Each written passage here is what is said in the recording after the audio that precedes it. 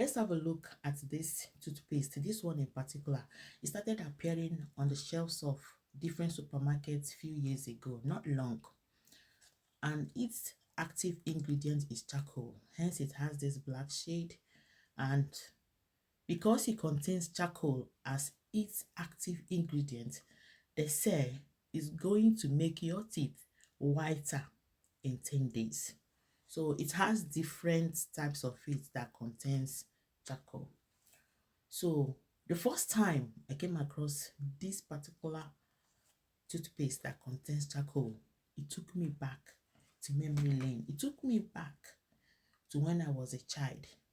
Then not everyone can afford to buy Maclean's or Colgate. So a lot of people depends on chewing stick.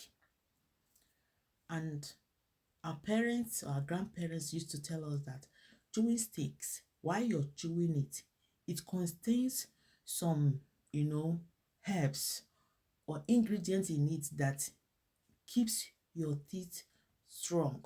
And so you use it and afterwards you rinse your mouth. And if you cannot lay your hands on any chewing stick, you use charcoal. They'll tell you to go and pick a piece of charcoal. Use it to squish your teeth, rinse your mouth and your teeth, they are all white. Why am I bringing this now? Now, a lot of us, we are all having toothache. A lot of us, we have, extracted a lot of, some of our teeth are all gone. And because we embrace so much of this chemical, including me. And sometimes I used to think that as Africans, we don't know what we have. And because we don't know what we have, the Westerners will come into our environment, extract different resources around us, use it, convert it into something else, and come and sell it back to us. The same thing applies to us as a person, as an African man or woman. You don't know what you have. You don't know how special you are as an African person. And hence, people, are jealous of us. But instead of us to appreciate ourselves and what we have and encourage one another, we are full of hatred and greed. When an outsider is chasing all of us, we're supposed to gather together and support one another and help each other. But imagine an outsider is chasing us and within we are still chasing each other.